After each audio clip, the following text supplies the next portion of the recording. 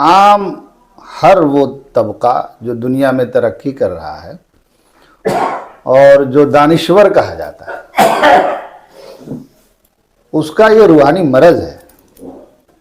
وہ سمجھتا ہے کہ مذہب انسان کی دنیاوی ترقی میں رکاوٹ ہے، کہ پورے مذہب پہ جب آدمی عقل کا گھوڑا دوڑائے گا، بصیرت کی نگاہ سے وہ خالی ہوگا، خالی بصارت اس کی کھلی ہوگی، ہیڈ لائٹ، ڈرائیور کی آنکھ پھوٹی ہو ڈرائیور کی آنکھ پھوٹی ہو، خالی گاڑی کی آنکھ صحیح ہو اس کی، تو بتاؤ کہ گاڑی لڑے گی کہ نہیں لڑے گی؟ اس لیے قرآن کیا کہتا ہے؟ اللہ نور و کتاب مبین، ہے کہ نہیں؟ قد جاءکم من اللہ نور و کتاب مبین. اللہ نے کیا بھیجا؟ نور و کتاب مبین.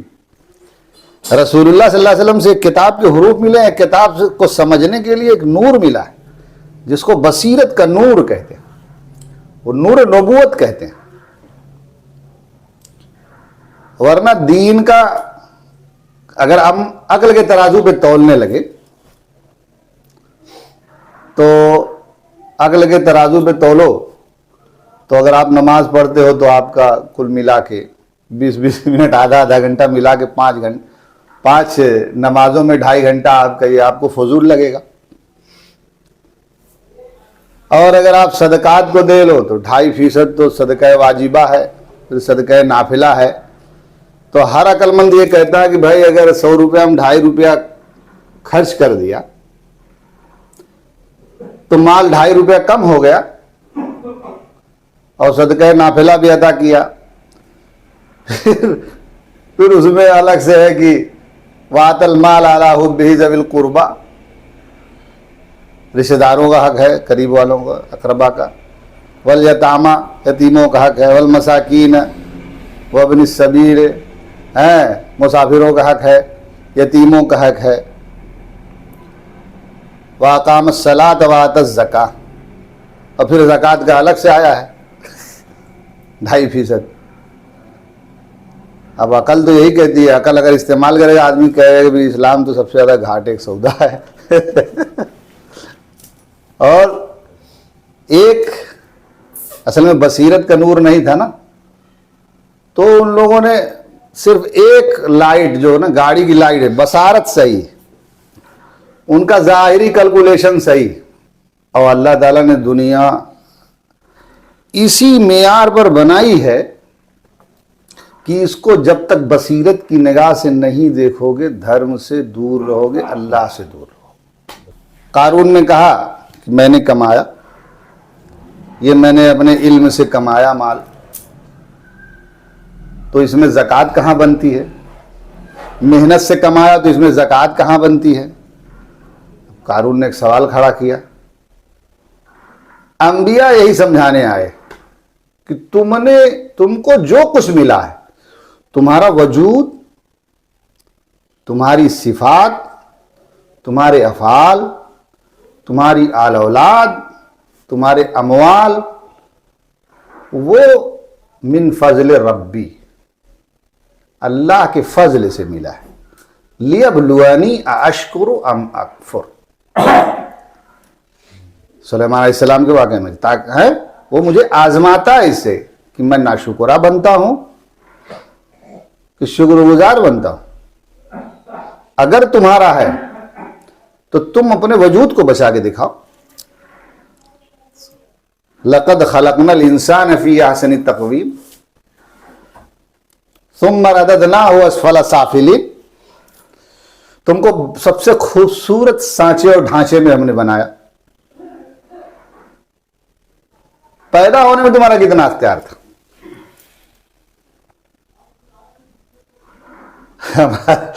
ماں کے پیٹ میں تمہارے اعضاء جوارح بنے، اس میں تمہارا کتنا اختیار تھا؟ ہمارے حضرت کہتے ہیں بھائی کہتے ہیں کہ 2 ہی چیز زیادہ کرینہ قیاس تھی کہ اماں نے بنایا ہو. اگر خالی ظاہری آنکھ لے لو تو ظاہری آنکھ سے دکھنے والے ایک تو اماں دکھتی ہے، ایک تو ابا، اور تیسرا وہ خود ہے. چوتھا تو کوئی ہے نہیں. जा के अम्मा से पूछो कि भाई आँख कान नाक तुम्हें नहीं बनाया, तो कह देगी मैं तो जानती भी नहीं। और हजरत कहते थे कि अब्बा बेचारे पड़ोसी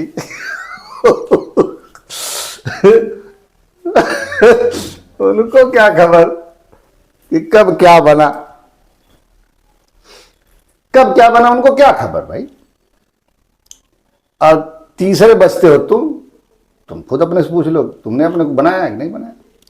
इस निगाह पे अगर तुम भरोसा करोगे, हेडलाइट पे खाली, बसीरत पे नहीं करोगे, तो अब बसारत की नजर से बताओ कि तुमको किसने बनाया।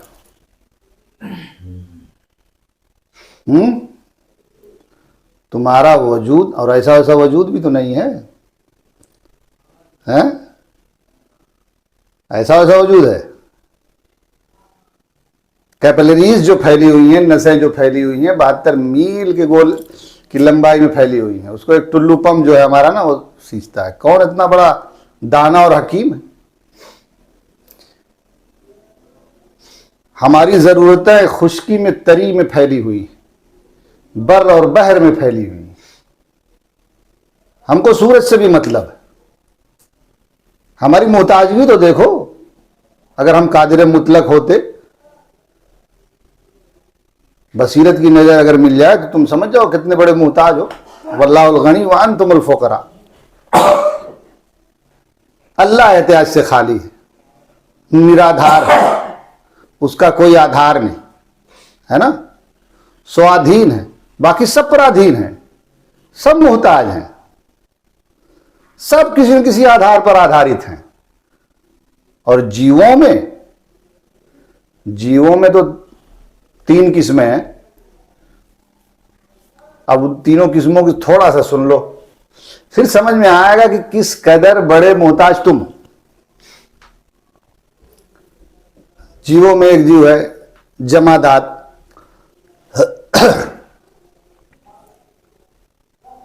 पहाड़ है, जमीन है।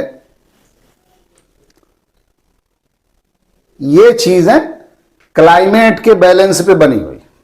क्लाइमेट अगर बैलेंस रहे तो इसमें कोई परिवर्तन ज्यादा नहीं होता, ये बची हुई रहती है। हाँ, कहीं ज्वालामुखी की फट गया तो पहाड़ पिघल के बहने लगते हैं। इनकी जरूरत है सबसे कम। नबातात है, ये पौधे, दरख्त, पेड़, वृक्ष, इनकी जरूरतें थोड़ा जमादात से ज्यादा है, स्थिर जीव से ज्यादा है। वनस्पति जीव तुलनात्मक रूप से देखा जाए तो स्थिर जीव से इनकी जरूरतें ज्यादा है। इनको थोड़ा हवा की भी जरूरत है, थोड़ा पानी की भी जरूरत है, थोड़ा ऐसी चीजों की भी जरूरत है जो इनके हानिकारक चीजों को हटाए वहां से, और थोड़ा ऐसी चीजों की भी जरूरत है जो लाभान्वित चीजों का वहां सदुपयोग करे, उसमें समावेश करे, उसमें ऐसी चीजें दाखिल करे तो फसलें उगती हैं, अच्छी उगती, फिर फलदार होती हैं। फिर फसलों में भी बहुत किस्म है, वन जीव है, खुदरो दरख्त है, ऐसे दरख्त, ऐसे पौधे जो अपने आप उगते और फिर खत्म हो जाते, उगते खत्म होते रहते हैं। फिर ऐसे पौधे हैं जो मेहनत से इंसान उगाता है और फसलें काटता है। फिर इसमें से तीसरा जीव जो है वो चलने फिरने वाला जीव है। तीसरी मखलूक कौन है? जो चलने फिरने वाली। इनकी जरूरतें इन दोनों से ज्यादा है, नबातात और जमादात से ज्यादा। पहला जीव जमादात था, स्थिर जीव, दूसरा नबातात था, वनस्पति जीव, तीसरा हैवानात है। हैवानात में फिर 2 किस्में। एक किस्म वो है जो इंसान है, और एक किस्म वो है जो गैर इंसान। जो गैर इंसान है उसकी जरूरतें उन दोनों से ज्यादा हैं, लेकिन इंसान से कम।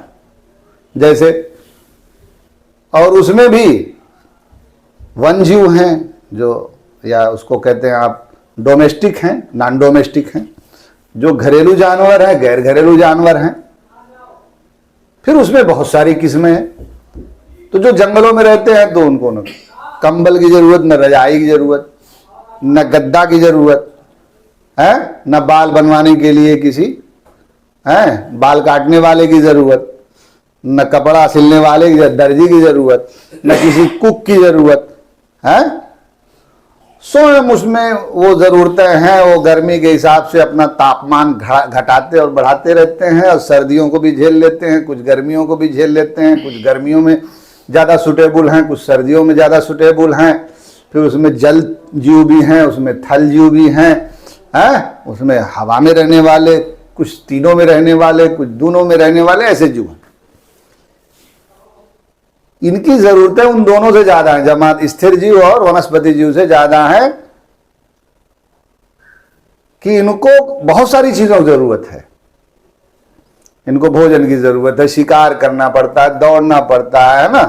یہ سوتے ہیں، یہ جاگتے ہیں، محنت کرتے ہیں، اور بال بچے کو پالنا پوسنا، پیدا کرنا اور ان کی پرورش کر لینا، یہ ان کے ذمہ بھی ہے.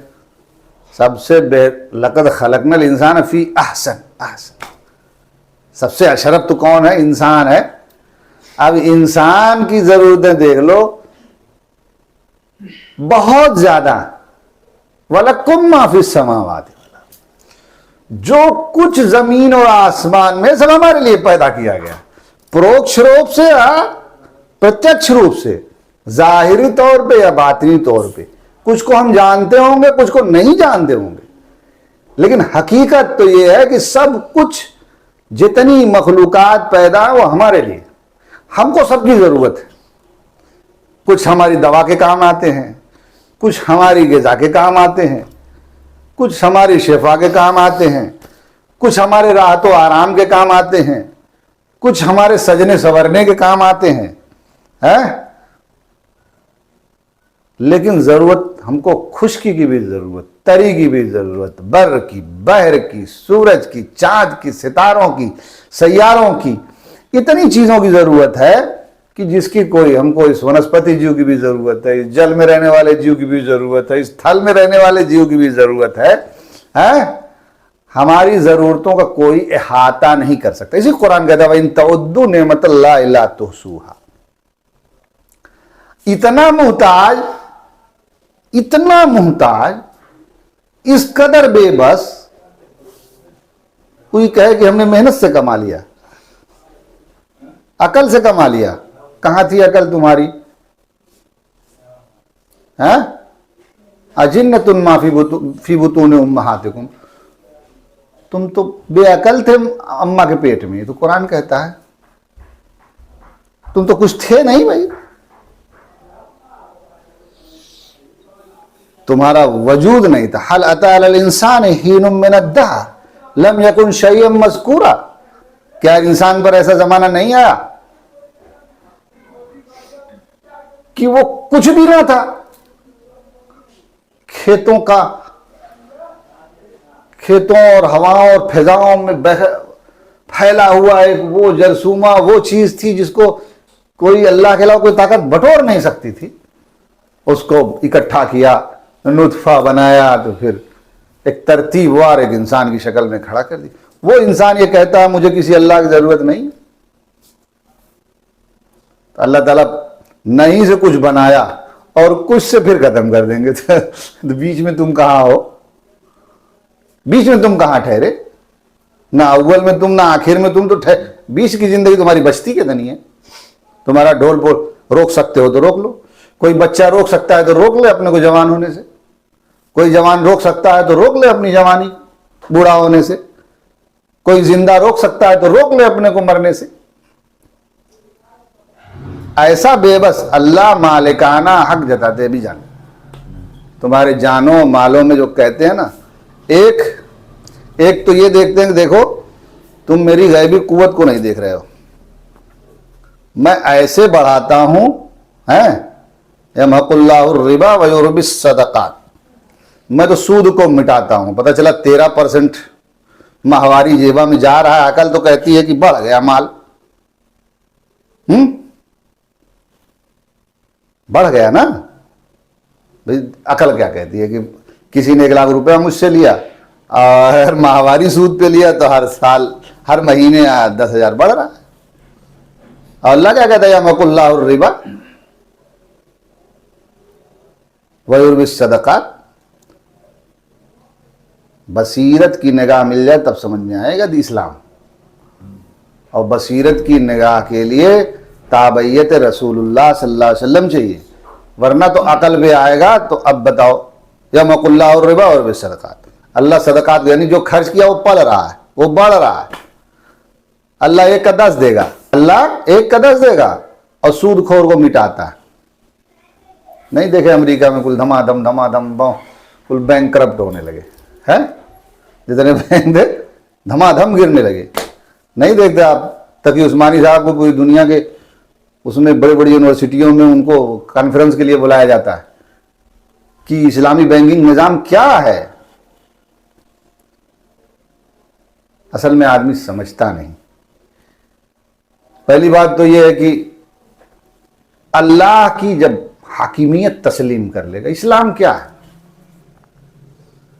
इस्लाम तो यही है ना कि इताअत के लिए अपनी गर्दन को झुका दे, पूरा का पूरा फर्माबरदार हो जाए। यही तो इस्लाम के माने हैं। अपने वजूद को भी अल्लाह का दिया हुआ वजूद जाने, अपनी खूबियों को भी, अपनी सिफात को भी अल्लाह की दी हुई सिफात और खूबियां जाने, अपने अफ़ाल और काबिलियत को भी अल्लाह की दी हुई काबिलियत और फेल जाने, और अपने अमाल को भी अल्लाह का दिया हुआ माल जाने। जब जानेगा तब ना हक को तस्लीम करेगा। है? अब इसमें निज़ाम कितना बड़ा है? निज़ाम तो इतना बड़ा है कि समझाने के लिए बहुत वक्त चाहिए। कि जैसे माल के खर्च का हुक्म, माल के खर्च का हुक्म, जैसे ब्लड सर्कुलेशन नहीं है, ब्लड सर्कुलेशन, अगर ब्लड रुक जाए बदन में तो इंसान कोई जीवित रह सकता है, जिंदा रह सकता है? नहीं रह सकता। इसी तरह से अगर माल को जाम कर दिया जाए, माल को अगर ब्रेक कर दिया जाए, जाम कर दिया जाए, तो इंसानी दुनिया की तरक्की ही रुक जाती है। अब अगर आपने माल जाम किया, पहली बात तो माल के जमा करने को अल्लाह ने पसंद नहीं किया। अल्लज़ी जमा मालन व अद्ददा, ये अल्लाह ताला ने उन लोगों की जो अल्लाह की हस्ती का इनकार करते हैं उनकी एक सिफत बयान की कि वो तो हिब्बून अल माल हुब्बन जम्मा, वो माल के जमा करने को बड़ा पसंद करते हैं। और ऐसा क्यों है? कल्ला बल तुहिब्बून अल आजिला, इसलिए कि तुम दुनिया से मोहब्बत करते हो। ऐसा क्यों माल जमा करता? व तज़रूनल आखिरा, तुम आखिरत को छोड़ देते हो। अब खाली माल के जमा करने में इतनी हिकमत है कि जब कोई हुकूमत वाला, माल क्या है? जैसे रुपया, ये तो बशक्ले कागज है ना, है? आप देखोगे हर हुकूमतें, पूरी दुनिया की हुकूमतें ये कहती हैं कि आप जखीरा ना करो अनाजों का। अनाज वगैरह यही जो मादनियात हैं, यही जो ज़मीन से निकलने वाली चीज़ें, इंसान की ज़रूरियात की चीज़ें हैं, इसी को तो बशक्ल रुपया दे दिया गया ना, सिक्के और रुपये में आज ये तब्दील हो गया है। लेकिन ये तो गवर्नर इसी की ज़मानत देता है ना, है कि इतना रुपया इतने किलो गेहूं के बराबर, या इतने सोने के बराबर, या इतने चावल के बराबर, इसी की ज़मानत है ना। वरना तो कागज़ है, जब किसी मुल्क का रुपया फेल होता है तो कैसे फेल होता है?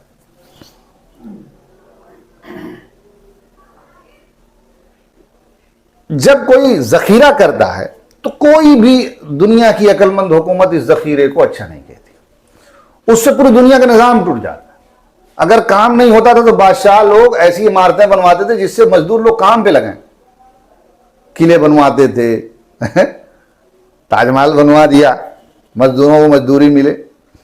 किले बनवाते थे, बहुत सारे ऐसे काम करवाते थे जो हुकूमत के मफाद में होते थे, ताकि लोग काम पैसे जाम ना हो। پیسے سرکولیٹ کرتے رہیں, بڑھتے رہیں. اچھا قرآن کیا کہتا ہے معلوم ہے؟ یہ شیطان کا اور قرآن کا, اللہ تعالیٰ کا مکالمہ قرآن میں درج ہے کہ الشیطان یعدکم الفقر ویأمرکم بالفحشاء واللہ یعدکم مغفرۃ منہ وفضلا, کہ ایک نظام شیطان بھی چلا رہا ہے, ایک نظام اللہ تعالیٰ چلانا چاہتے ہیں. شیطان کے نظام میں ایک شیطان یہ انسانی ذہنوں میں تصرف کر کے یہ بات ڈالتا ہے کہ اگر تم نے مال خرچ کیا, اگر تم نے مال خرچ کیا تو تم مفلس ہو جاؤ گے, تنگ دستی میں پڑ جاؤ گے, اور تمہارا کوئی پرسان حال نہ ہوگا, رسوا ہو جائے گے. اللہ کیا کہتے ہیں؟ واللہ یعدکم مغفرۃ منہ وفضلا. اللہ تعالیٰ کہتے ہیں کہ تمہاری بخشش کر دیں گے اگر تم مال خرچ کرو گے, اور تم کو شریشٹھ بنا دیں گے.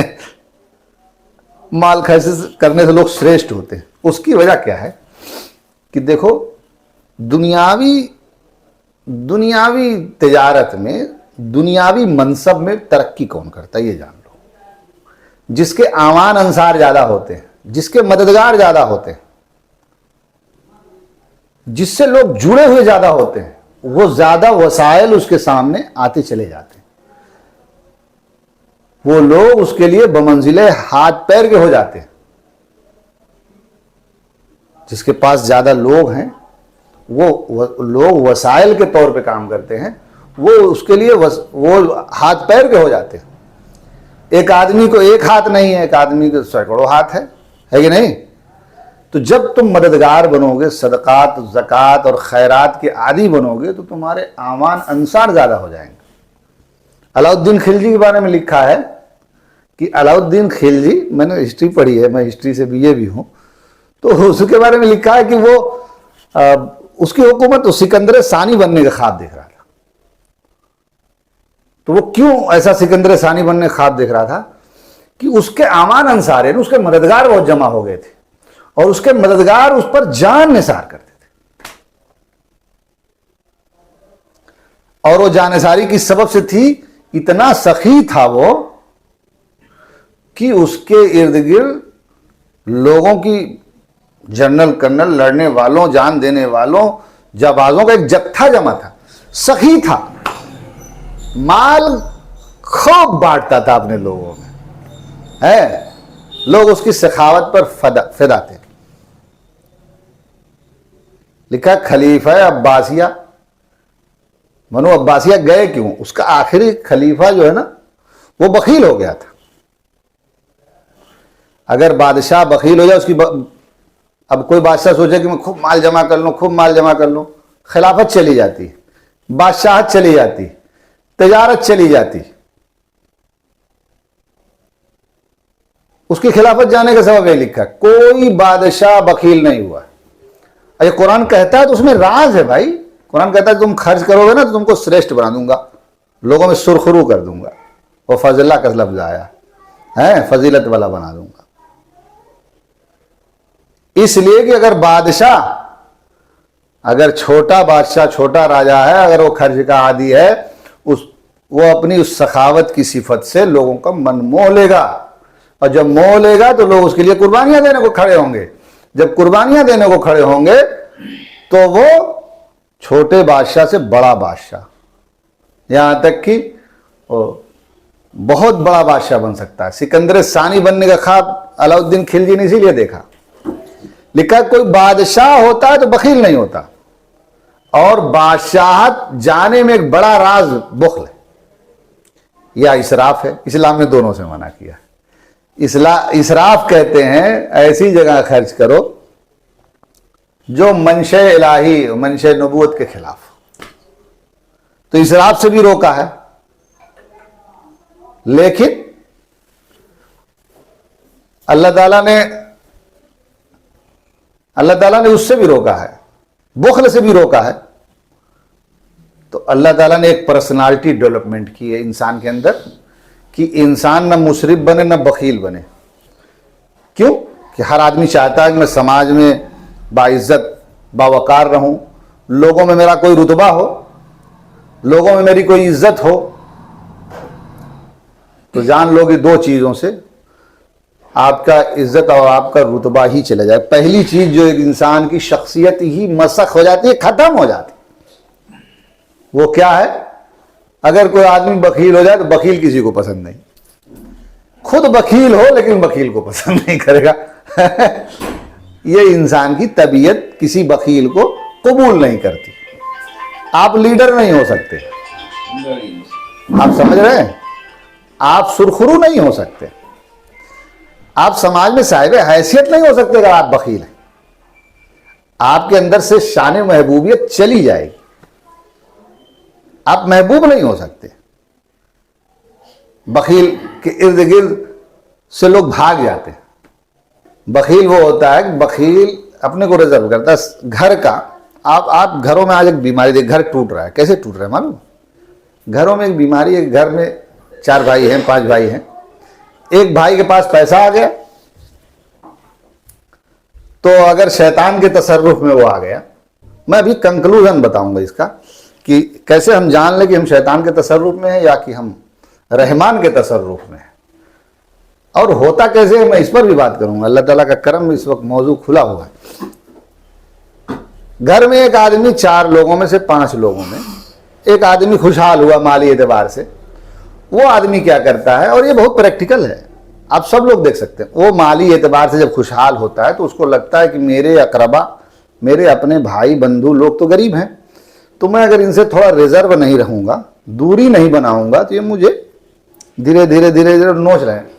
حقوق دینے سے بچنے کے لیے وہ ریزرو ہوتا ہے, علیحدہ اور اتنی دور چلا جاتا ہے جہاں سے اس سے لوگ ملاقات نہ کریں, اور یہ مال کی محبت کی وجہ سے ہوتا ہے. اللہ تعالیٰ کو لکھا کہ روئے زمین پر, ایک حدیث پاک میں اس کے مفہوم میں, کہ روئے زمین پر چلنے والے شخصوں میں سے اللہ کو بخیل سے زیادہ ناپسند کوئی شخص نہیں, اور بخیل جنت میں, ایک حدیث مفہوم ہے کہ بخیل جنت میں نہیں جائے گا ہے. اور قرآن میں وَمَن يُوقَ شُحَّ نَفْسِهِ فَأُولَٰئِكَ, جو بخل سے بچا لیا گیا پس وہ کامیاب ہو گیا. یہی لوگ ہیں کامیاب ہونے جو بخل سے بچ گئے. الَّذِينَ يَبْخَلُونَ وَيَأْمُرُونَ النَّاسَ بِالْبُخْلِ, اور کچھ لوگ تو خود بخیل ہوتے ہیں اور بخیل کے باپ ہوتے ہیں. باپ کون لوگ ہوتے ہیں معلوم ہے؟ خود بھی بخیل ہوتے ہیں, دوسروں سے کہتے ہیں نا نا نا نا, دوسرے کا ہاتھ پکڑ لیتے, دوسروں کو روک دیتے, دوسروں کو روک دیتے ہیں, ان کا ہاتھ پکڑ لیتے, نہیں اس کو دینے کی ضرورت نہیں. تو یہ بخیل کے باپ ہیں. اللہ تعالیٰ نے قرآن میں جگہ جگہ بخیلوں کے بارے میں وعیدیں سنائیں. اللہ, اب بتائیے کوئی نبی بخیل نہیں ہوا, اور نبی لکھا ہے کہ نبوت کی پر جب اعتراض ہوا تو اس کا ایک جواب یہ تھا کہ حکم ہوا کہ قُلْ لَوْ أَنْتُمْ تَمْلِكُونَ خَزَائِنَ رَحْمَتِ رَبِّي إِذًا لَأَمْسَكْتُمْ خَشْيَةَ الْإِنفَاقِ. اے نبی صلی اللہ علیہ وسلم آپ کہہ دیجئے یہ خزائن رحمت کے اگر تم مالک ہوتے, یعنی نبوت تمہیں دے دی جاتی, تو تم تو بخیل لوگ ہو ہیں. وَكَانَ الْإِنسَانُ قَتُورًا, تم اس نبوت جیسے میں بانٹ رہا ہوں نا ویسے نہیں بانٹتے, دونوں ہاتھ سے ہے. علم لٹایا جا رہا ہے, نور نبوت لٹایا جا رہا ہے. شیطان سے کیسے بچا جائے؟ شیطان کے ہتھیار کیا ہیں؟ دیکھیے شیطان کا ایک ہتھیار اللہ نے بتایا, وہ ہم کو توکل سے ہٹاتا ہے.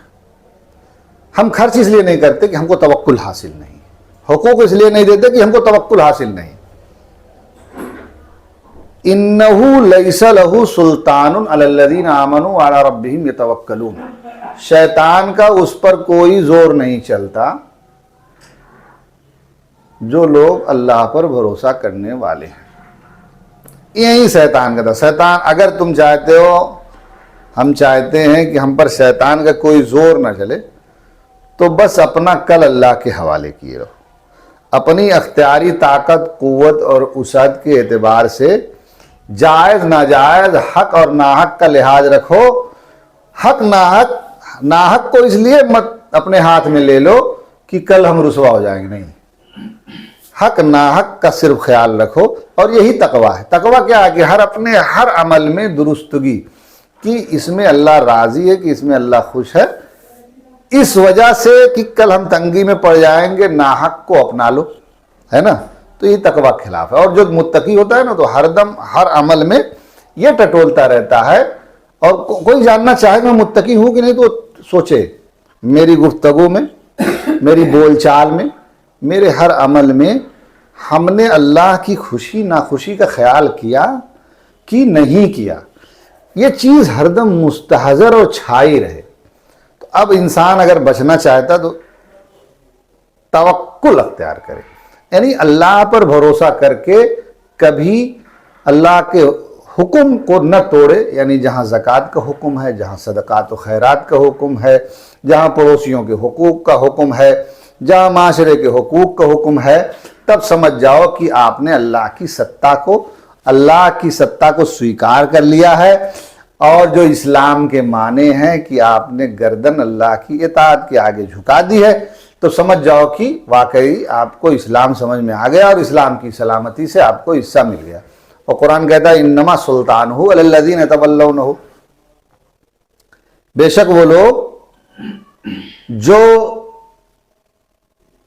جن پر شیطان کا زور چلتا ہے، وہ جو تولو اختیار کرتے ہیں۔ تولو کہتے ہیں یا توکل کا مخالف ہے، اینٹونیمس اسے کہتے ہیں، کہ توکل کا مخالف ہے، ولوم شبد ہے، کہ ہم اللہ پر بھروسہ کرتے ہیں، اللہ کے علاوہ پر بھروسہ کرنے کا نام یہاں تولو ہے، سمجھ رہے ہیں؟ اب اللہ کے علاوہ پر جب ہم گئے، اب شیطان نے، جسے بچپن میں ہم لوگ گاڑیاں سکنجوں میں نہیں بجھا لیتے تھے، وہ سمجھ لیجئے کہ شیطان کے سکنجے میں ہم آ گیا، وہ اسی گڑاڑی کی طرح نچائے گا ہم کو، جدھر چاہے گا لے جائے گا۔ اگر ہم نے اللہ کے غیر پہ بھروسہ کیا تو سمجھ جاؤ کہ اب ہم تولو کا شکار ہو گئے۔ اور یہ جب ہمیں بصیرت کی نظر ملے گی، جو بات شروع ہوئی تھی کہ کچھ لوگ سمجھتے ہیں، جب بصیرت کی نظر ملے گی، جس دن کوئی یہ جان لے گا کہ یار اصل میں دنیا کی ترقی بھی اسی میں ہے، جیسے میں نے بتایا نا کہ کوئی بادشاہ بخیل نہیں ہوا، اور وہ بادشاہ جو بخیل ہوا اس کی بادشاہت چلی گئی۔ علاؤالدین خلجی اگر سکندر ثانی بننے کا خواب دیکھتا تھا، اس کی وجہ تھی بنو عباسیہ کا آخری بادشاہ، جس کی وجہ سے بنو عباسیہ ختم ہو گئی، اس کی وجہ یہ تھی کہ اس کا آخری بادشاہ جس کے اوپر بنو عباسیہ ختم ہو گئی وہ بخیل تھا۔ اس لیے کہ بخیل کے اعوان انصار کم ہو جاتے ہیں، اس کے مددگار کم ہو جاتے ہیں، اس کے وسائل سمٹ جاتے ہیں، تو بخیل غریب ہو ہی جاتا ہے، انتہا میں جا کے وہ برباد ہو ہی جاتا ہے، اور سخی انتہا میں جا کے بڑی بڑی فتوحات اس کا مقدر بنتی ہیں، بڑی بڑی فتوحات، بڑی بڑی سلطنتوں کے بانی و مبانی کو دیکھو، تیمور لنگ کو دیکھو،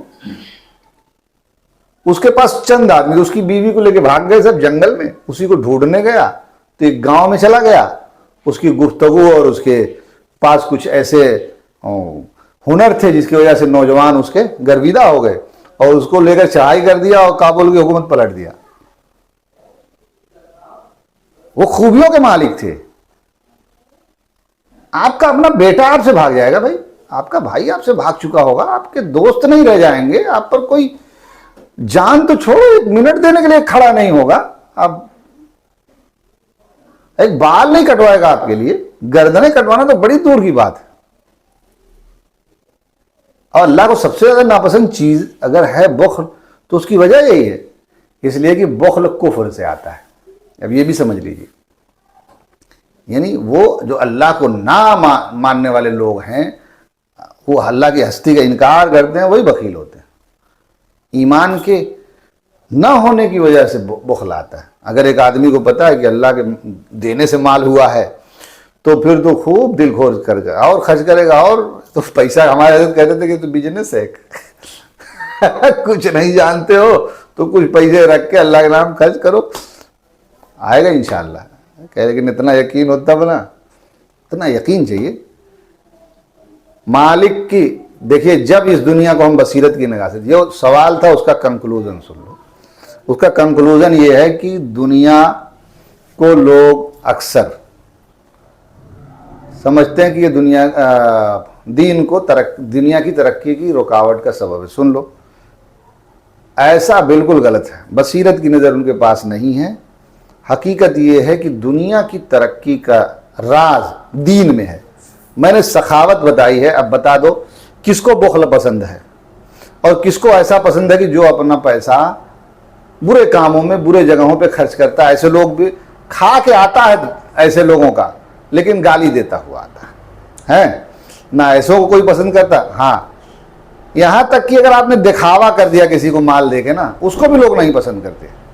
तो आपकी पर्सनालिटी में एक चीज़ अगर जुड़ गई कि आप सखी हैं, मुझे फायदा ना पहुंचा हो तब भी मैं आपसे मोहब्बत करूंगा। अगर आपकी पर्सनालिटी में एक चीज़ नेगेटिव जुड़ गई कि आप बखील हैं, मुझे आपसे कोई नुकसान ना पहुंचा हो तब भी मैं आपको पसंद नहीं करूंगा। कौन चाहता है कि समाज में पसंद ना किया जाए, ज़ी वकार ना रहे, बावकार ना रहे, बाइज्जत मोहतरम ना रहे, महबूब ना हो? तो अगर वो चाहता है तो सखी बने, और सखी वही बन सकता है जिसको अल्लाह के देने का यकीन हो, और ये यकीन हो कि माल खर्च करने से माल बढ़ता है। एक किस्सा कि एक औरत थी बड़ी मुहज्जब, तो अपने आदमी को खैर के कामों पे उभारती थी। आदमी उसका बहुत रईस था, बहुत पैसे वाला। तो वो एक जगह बस रुकती थी, तो वहाँ कोई मुसाफिरों के बैठने और उनके चाय पानी कोई निज़ाम नहीं था, देही एरिया था कोई, और उसका आदमी चौधरी था। इसने जब देखा तो अपने आदमी से कहा कि भाई यहाँ जो है बनवा दो कुछ बैठने उठने के लिए। फिर वो औरत किसी बार आई तो कहा कि अच्छा यहाँ कुछ नज़्म करवा दो, कुछ इन लोगों को कुछ बैठने के लिए, और साया वाया भी रहे, साया वाया हो गया। फिर कहा कि अरे यहाँ लंगर चलवा दो, लोग खाने पीने से कितने लोग भूखे रहते होंगे, छोटे छोटे बच्चे औरतें रहती है, लंगर भी चलवा दिया। अब जब लंगर चलवाया तो आने जाने वाले मुसाफिर भी खूब बढ़े, इर्द गिर्द एतराफ़ के लोग भी आने लगे, खूब खाने लगे, लंगर खूब चलता। तो किसी साथी ने कहा, वही है ना कुछ लोग बखील, कुछ बखील के बाप, कहा कि तुम तो भाई डूब जाओगे। कहा कैसे? कहा तुम्हारी बीवी डुबा देगी तुमको, और कौन डुबाएगा, अपने ही डुबाएंगे। लंगर चलवाते हो, उसमें कुछ बेढब लोग भी खा चले जाते हैं। बहरहाल बीवी से कहा, और बीवी ने कहा कि अरे हर काम में कुछ 9-10 है, लेकिन फिर दोस्त ने समझा लिया, आखिर में लंगर बंद हो गया। बीवी कुछ नहीं बोली, थोड़ा चुप रहने लगी। मुहज्जब खातून थी। इसमें एक नसीहत ये भी कि अगर खातून मुहज्जब तो अपने आदमी को कैसे हैंडल करती है। तो एक दिन उसके बागीचा था, कुआं था, तो कुआं पे बैठ गई, घूमने के लिए निकली आदमी के साथ, वहाँ से उठ ही नहीं रही थी। तो उसके आदमी ने कहा, कुएं में तुम क्या देख रही हो? कहा कुएं में यही देख रही हूँ कि सुबह से लोग पानी निकाल रहे हैं, लेकिन पानी बढ़ रहा है, पानी बढ़ रहा है, उतने ही पानी है जहाँ था। तो कहा कि ये कौन से तअज्जुब बात, पहले बार नहीं देखा था? कहा हाँ यही तो, मुझे भी तअज्जुब है कि लोग इस बात को नहीं जानते। बस वो समझ गया, आया, फिर लंगर चालू करवा दिया। तो अल्लाह ताला ने मिसाल से समझाया कि माल खर्च करने से माल बढ़ता है। सुभान अल्लाह।